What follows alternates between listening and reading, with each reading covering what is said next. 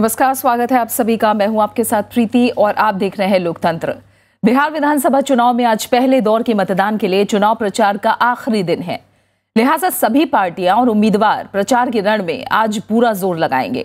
तो दूसरी तरफ शांतिपूर्ण मतदान के मद्देनजर चुनाव आयोग और प्रशासन ने तैयारियां पूरी कर ली हैं। इन सबके बीच प्रचार में बयानों की गिरते स्तर को लेकर चुनाव आयोग ने राजनीतिक पार्टियों को सख्त निर्देश दिए हैं। इसके साथ साथ आपको दिखाएंगे कि अमूर जिले में आखिर क्या है चुनावी मुद्दे। तो आइए शुरुआत करते हैं लोकतंत्र का आज सुबह का सफर। शुरुआत हेडलाइंस के साथ। बिहार विधानसभा चुनाव के पहले दौर के लिए आज शाम थम जाएगा प्रचार का शोर। शांतिपूर्ण मतदान की तैयारियों में जुटा प्रशासन। 12 अक्टूबर को होगा मतदान।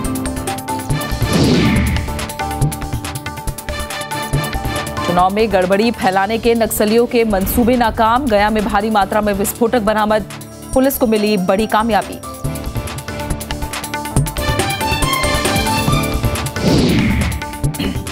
आपत्तिजनक बयान पर राजनीतिक पार्टी और नेताओं को चुनाव आयोग की नसीहत। संयम और शालीनता बरतने के निर्देश।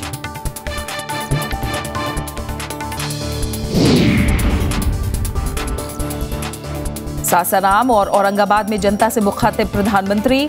पीएम आरोप पर नीतीश का पलटवार। मायावती ने भी किया प्रचार का आगाज।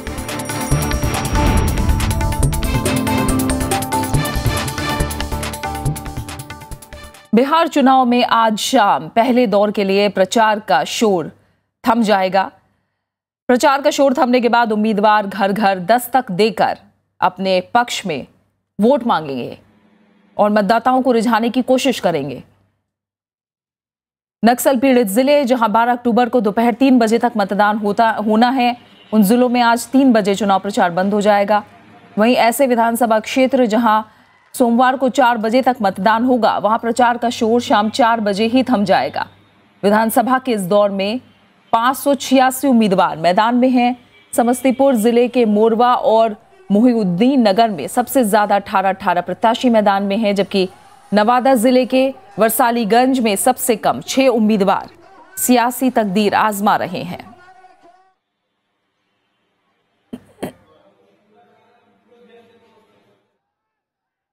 और आपको बता दें कि पहले दौर की 49 सीटों के लिए 16 सितंबर को अधिसूचना जारी हुई थी। 23 सितंबर तक नामांकन का सिलसिला चला। 24 सितंबर को नामांकन पत्रों की जांच हुई, जबकि 26 सितंबर तक नाम वापस लिए गए। इस दौर में समस्तीपुर, बेगूसराय, खगड़िया, भागलपुर, बांका, मुंगेर, लखीसराय, शेखपुरा, नवादा और जमुई 10 जिलों की 49 सीटें हैं।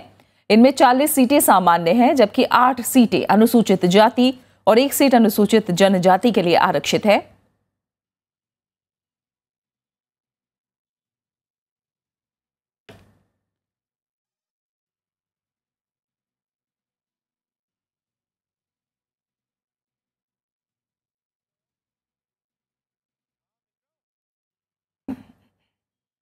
विधानसभा चुनाव के तीसरे दौर के लिए कल नामांकन पत्रों की जांच का काम पूरा हो गया।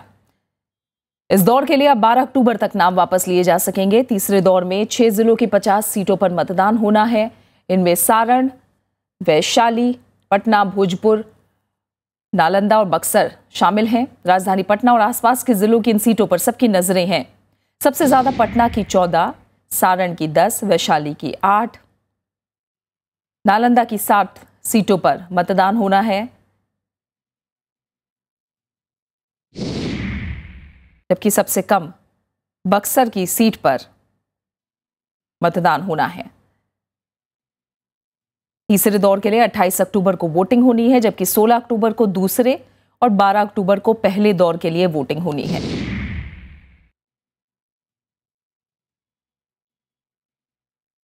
और इस समय हमारे साथ प्रणव गोस्वामी हमारे संवाददाता जुड़े हुए हैं। प्रणव, आज पहले दौर के प्रचार का आखिरी दिन, हर कोई अपने पक्ष में चुनाव प्रचार करना चाहेगा। आज कौन कौन से ऐसे नेता हैं जिनकी बड़ी रैलियां हैं आज? जी देखिए, प्रधानमंत्री नरेंद्र मोदी औरंगाबाद में माफ कीजिएगा, प्रधानमंत्री नरेंद्र मोदी ने जो अपने कुल मिलाकर अभी तक जो 6 रैलियां है उसको पूरा कर लिया है। लेकिन जो दूसरे बड़े नेताओं की बात करें तो अमित शाह हैं राष्ट्रीय अध्यक्ष बीजेपी के, वो आज रैली करेंगे। हालांकि अब प्रधानमंत्री की जो अगली रैली है वो 12 तारीख को होनी है जहानाबाद में।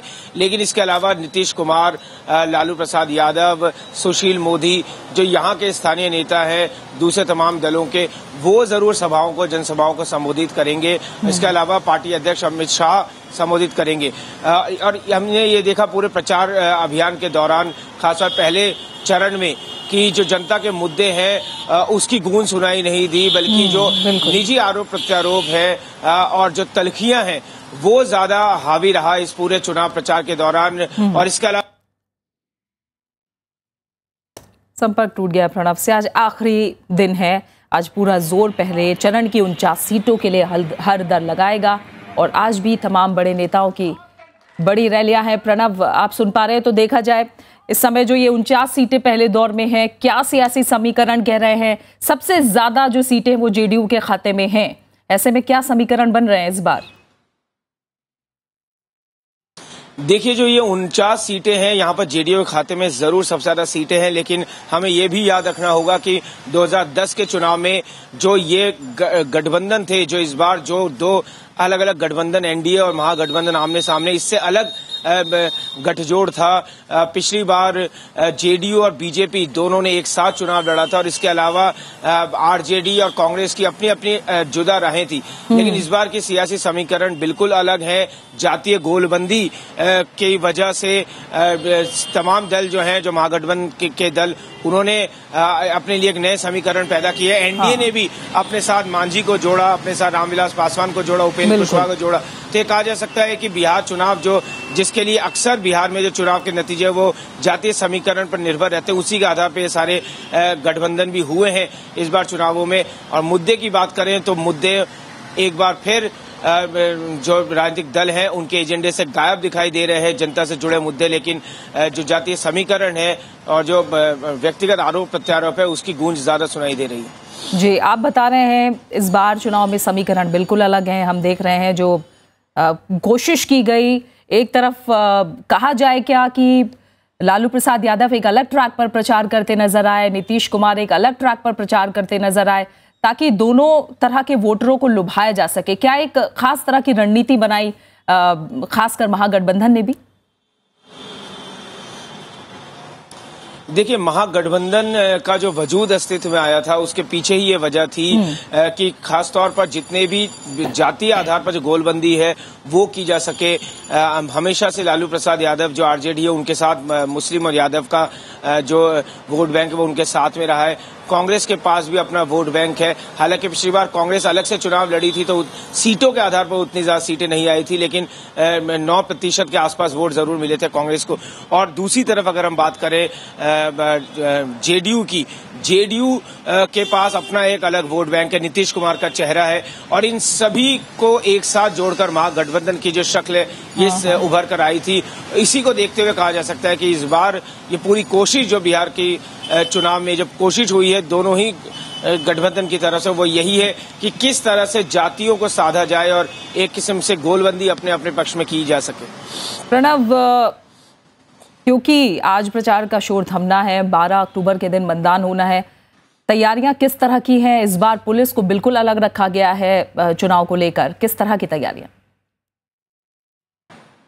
देखिए, चुनाव आयोग के लिए सबसे पहले जो 10 जिले हैं जहां पर चुनाव जो पहले चरण में जहां मतदान होने, ये सबसे चुनौतीपूर्ण है। और ये एक सोची समझी वजह से कार्यक्रम तय हुआ था कि पहले चरण में उन सारे जिलों के चुनाव संपन्न करा दिए जाए जो कि नक्सल प्रभावित क्षेत्र है। इनमें बांका के कई इलाके हैं, जमुई के, भागलपुर के कुछ हिस्सा, मुंगेर का हिस्सा है जहां पर नक्सलवाद प्रभावित एरिया है। और वहां पर कई जगह नक्सल संगठनों ने चुनाव के बॉयकॉट की भी एक तरह से धमकियां दी है, चेतावनी दी है। इसको देखते हुए जबरदस्त इंतजाम किए गए हैं, पैरामिलिट्री फोर्सेस तैनात की गई है, हवाई सर्वेक्षण किए जाएंगे जो संवेदनशील बूथ है वहां पर। और ये सारे तमाम तैयारियां हैं जिनको अमली जामा पहनाया जा चुका है पहले से ही। और सबसे पहला चरण ज्यादातर नक्सल प्रभावित इलाकों में शामिल कई जिले हैं। इसको देखते हुए प्रणव, आप बता रहे हैं कि नक्सल पीड़ित कई जिले हैं जिन पर पहले दौर में ही मतदान होना है। तफसील से इस बारे में भी आपसे बातचीत करेंगे। इस बीच इसी से जुड़ी एक खबर बताएं कि गया में चुनाव में गड़बड़ी की योजना बना रहे नक्सलियों को पुलिस ने पकड़ लिया है। पुलिस को इनके पास से भारी मात्रा में विस्फोटक भी बरामद हुआ है। चुनाव में गड़बड़ी की फिराक में बैठे नक्सलियों पर पुलिस ने नकेल कस दी है। पुलिस ने खुफिया सूचना के आधार पर छापेमारी कर एक कुख्यात नक्सली नेता को गिरफ्तार किया है। इसके पास से भारी मात्रा में विस्फोटक बरामद किया गया है। सारे पैरामिलिट्री फोर्सेस जितने भी आए हैं मिला के सब फ्लैग मार्च निकाल रहे हैं, पूरे शहर में घूमेंगे। और जो जितने हमारे फोर्सेज हैं, बाहर से भी काफ़ी फोर्सेज आने वाले हैं इलेक्शन के लिए, पूरी तरह से तैनात हैं और अपनी अपनी ड्यूटी कर रहे हैं। चुनाव में नक्सलियों के मंसूबों को नाकाम करने के लिए पुलिस और प्रशासन हर संभव कोशिश कर रही है। पुलिस लगातार फ्लैग मार्च भी कर रही है कि हम लोग उनको नाकाम करने में सफल रहे हैं और आगे भी उम्मीद करते हैं कि अगर भगवान का साथ रहा तो हम लोग अपनी मुस्तैदी से उसको असफल करेंगे। एक तरफ जहां पुलिस नक्सलियों को रोकने की कोशिश में जुटी है तो दूसरी तरफ नक्सली अभी भी लोगों को डरा रहे हैं। उन्होंने ये बोला कि हम जितना कह लियो उतना सुनी नहीं, तो फिर देख हम तो नहीं क्या कर रही हो। फिर आकर पूरा धमकी उमकी देने लगा। गया में दूसरे चरण में मतदान होना है। 16 अक्टूबर को होने वाले मतदान के लिए पुलिस और प्रशासन हर तरह की तैयारी में जुटी हुई है। Bureau report, Rajya Sabha TV. Bihar में प्रधानमंत्री नरेंद्र मोदी आज सासाराम और औरंगाबाद में जनता से मुखातिब हुए। कल उन्होंने यहाँ रैलियां की और विकास के लिए एनडीए की सरकार बनाने की गुजारिश की। प्रधानमंत्री ने महागठबंधन के नेताओं की तीखी आलोचना भी की। 60 साल महास्वार्थबंधन को दिए हैं, आप एनडीए को, बीजेपी को 60 महीने दीजिए। मैं 60 साल का जो बर्बादी है इसको मिटा करके दिखाऊंगा भाइयों, मिटा करके दिखाऊंगा। प्रधानमंत्री की ये गुजारिश बिहार की जनता से है। उन्होंने राज्य के विकास के लिए एनडीए को वोट देने की अपील की। साथ ही प्रदेश की बदहाली के लिए महागठबंधन के तमाम दलों को जिम्मेदार ठहराया। ये लालू जी को पूछिए, जरा बिहार के लोग इतना तो पूछिए कि लालू जी इस बार चुनाव के बाहर क्यों है? उन्होंने ऐसा तो क्या किया? रिमोट कंट्रोल से बिहार को चलाना चाहते हैं। और तीसरे वो है जिनका अहंकार उनको खुद को ले डूबा है। एक दलित के बेटे को, एक दलित का बेटा जो बिहार का मुख्यमंत्री बना, उसकी पीठ पे छुरा भोंका गया। प्रधानमंत्री नरेंद्र मोदी ने कांग्रेस, आरजेडी और जेडीयू से उनके कार्यकाल के कामकाज का हिसाब भी मांगा।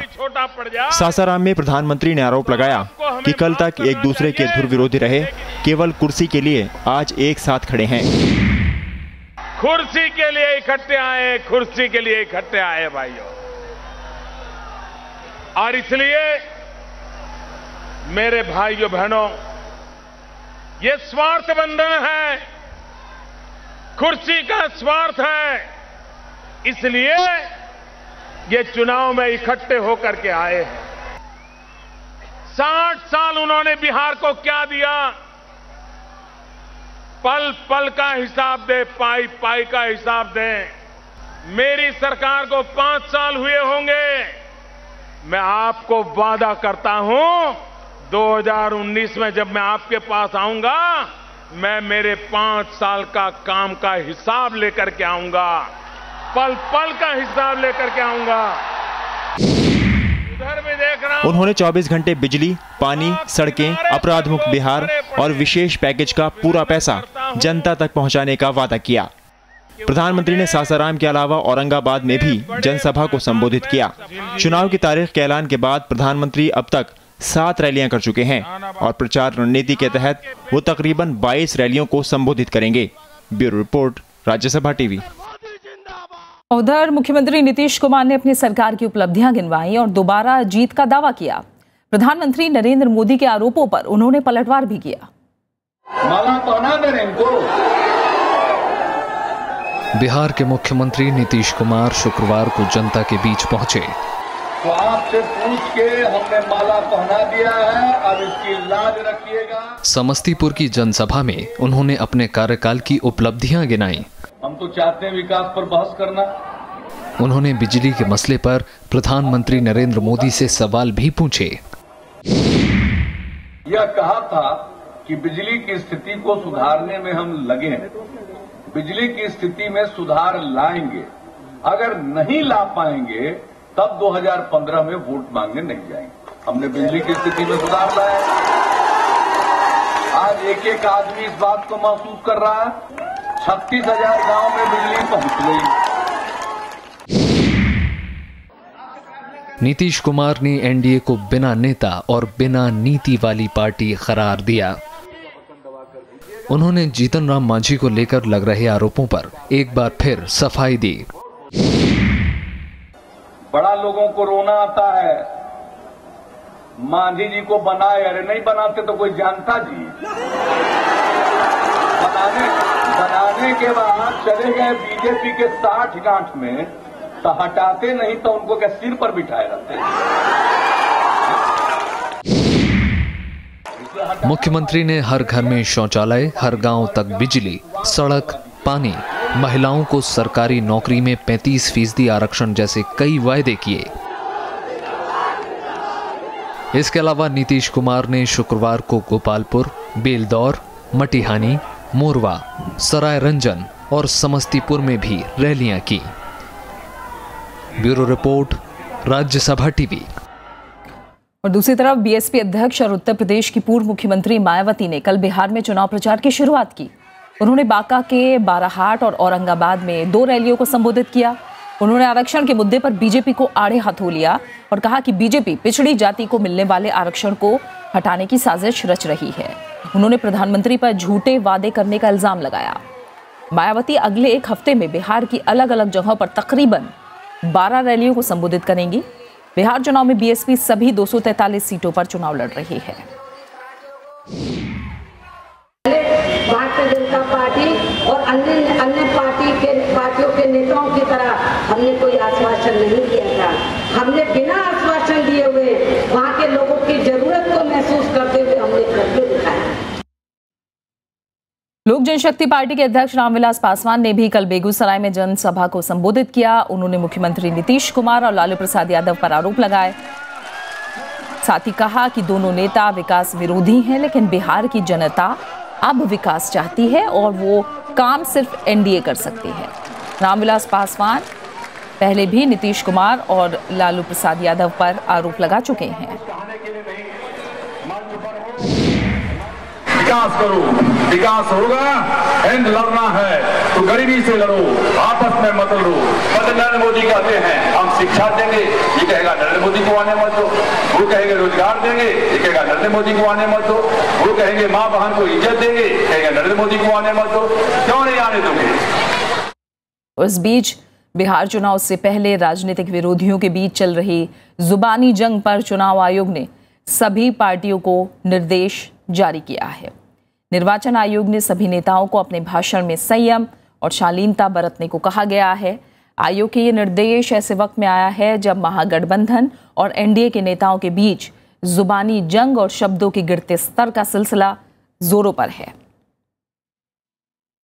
लालू प्रसाद यादव, अमित शाह, शरद यादव और अकबरुद्दीन ओवैसी के खिलाफ आचार संहिता तोड़ने के आरोप में एफआईआर दर्ज की जा चुकी है।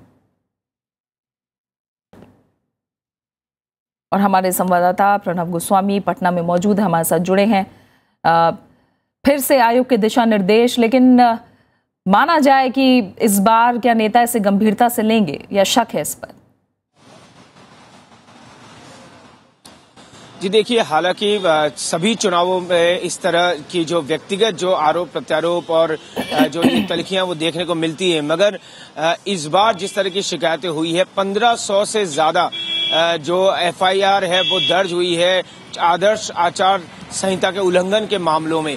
और इससे ये साबित हो रहा है कि कहीं ना कहीं सभी दलों के जो नेता हैं उनके लिए जो चुनावी जीत है वो उस रास्ते से दिखाई दे रही है जहां वो ऐसा लगता है कि वो डिलिबरेटली इस तरह के बयानबाजियां कर रहे हैं, क्योंकि जैसे जैसे मतदान की जो समय है वो नजदीक आता है, ऐसे ऐसे जो कि बिहार में पहले भी इस तरह का ट्रेंड देखने को मिला है कि जातीय गोलबंदी की कोशिश में है तमाम नेता। और ऐसा लगता है कि ये जो आरोप प्रत्यारोप है ये एक तरह से अपने समर्थकों, अपने जो वोट बैंक है उसको एक तरह से खुद को जोड़ने की कोशिश के रूप में इस तरह की बयानबाजियां हो रही है। और ये एक विडंबना कहा जाएगा कि इस तरह के बयानबाजियों में कई बार शालीनता के स्तर को भी एक तरह से नजरअंदाज कर रहे हैं तमाम नेता। और यही वजह है कि छोटे स्थानीय नेताओं के अलावा जो बड़े नेता हैं उनके खिलाफ भी इस तरह की टिप्पणियां वो भी दे रहे हैं, उनके खिलाफ भी शिकायतें हो रही है, एफआईआर दर्ज हो रही है।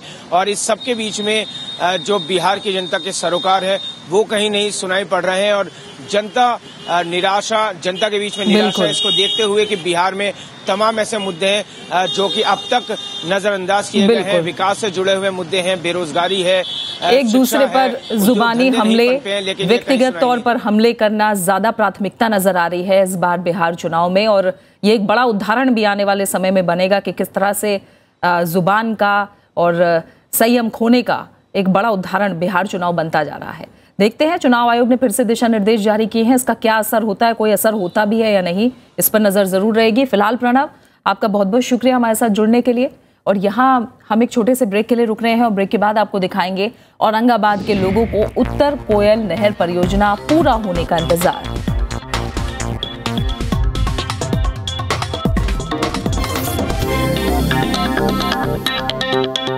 कुछ मुद्दों की बात करते हैं। नक्सल पीड़ित कैमूर जिले के युवा मतदाताओं के लिए इंटरनेट और मोबाइल नेटवर्क की लचर हालत बड़ा चुनावी मुद्दा है। जिले के मतदाता नेताओं से अच्छी सड़कों के साथ साथ मोबाइल और इंटरनेट की बेहतर सुविधा की मांग कर रहे हैं। हमारी खास रिपोर्ट।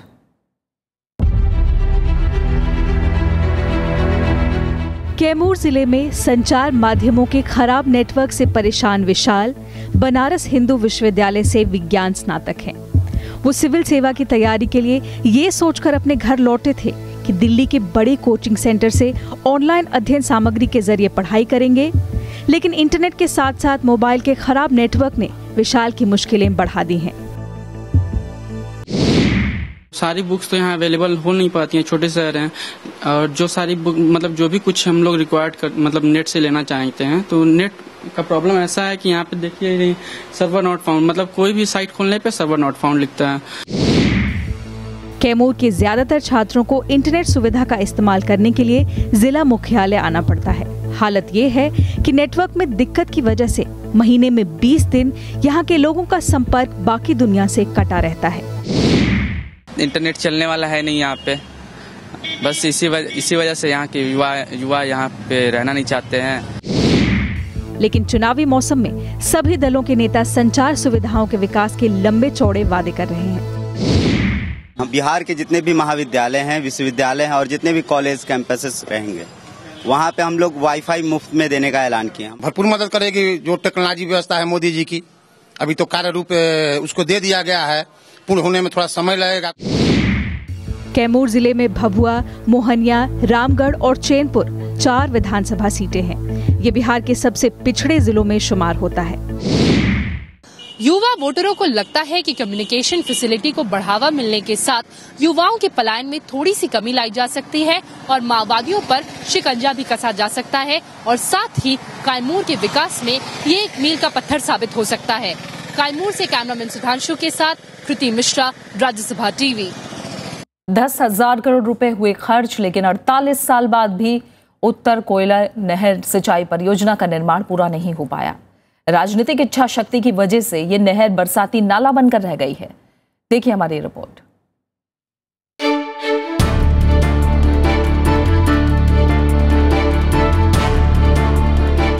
उन्नीस 1975 में जब उत्तर कोयल नहर सिंचाई परियोजना का काम शुरू हुआ था, तब तत्कालीन संयुक्त बिहार के पलामू, औरंगाबाद, अरवल और गया जिले के लाखों किसानों के चेहरे खुशी से चमक उठे थे। उन्हें लगा था कि ज्यों ही उनके प्यासे खेतों तक इस नहर का पानी पहुंचेगा, उनका सारा दुख दूर हो जाएगा। मगर उनके सारे सपने तब चकनाचूर हो गए जब दशकों बाद भी सिंचाई की ये परियोजना पूरी नहीं हुई और उनके खेत प्यासे के प्यासे रह गए। और ऐसा तब है जब इस परियोजना पर अब तक 1,000 करोड़ रुपए खर्च किए जा चुके हैं। आज भी इन इलाकों की खेती भगवान के भरोसे है। इस नहर से सिंचाई की व्यवस्था कई 1000 हेक्टेयर में है, लेकिन सारा जो है वो व्यवस्था लगता है कि धूमिल पड़ा हुआ है पानी के अभाव में। 1 लाख हेक्टेयर भूमि की सिंचाई करने की क्षमता रखने वाले इस परियोजना में अभी तक स्लुइस गेट भी नहीं लग पाया है। अधिकारियों का कहना है कि गेट लगाए जाने को लेकर विवाद होने की वजह से ये परियोजना अधर में लटक गई। सांसद से लेकर मंत्री तक इस डैम का दौरा कर चुके हैं। सबने इसके समाधान की बात कही, लेकिन अब तक ये मामला सुलझ नहीं पाया है। राजनीतिक इच्छा शक्ति की तो कमी रही ही, जिसके चलते यह परियोजना अधर में लटक गई, क्योंकि यह परियोजना 1975 में शुरू हुई। इसका निर्माण कार्य 1975 में शुरू हुआ। 2 राज्य की मामला है, उसके चलते ही बाधित हो जा रहा है। क्या हो रहा है ये आपको बताते हैं कि उग्रवाद प्रभावित एरिया है, उसके कारण नहीं लग रहा। अगर नहर के निर्माण का काम पूरा कर दिया गया होता तो इन 4 जिलों में खेती की अधिकांश भूमि में सिंचाई का अभाव नहीं होता और इन जिलों के बेरोजगार नौजवानों को खेती के रूप में एक रोजगार भी मिल जाता। Bureau report, Rajya Sabha TV. और इसी के साथ फिलहाल लोकतंत्र में इतना ही। दीजिए इजाजत, नमस्कार।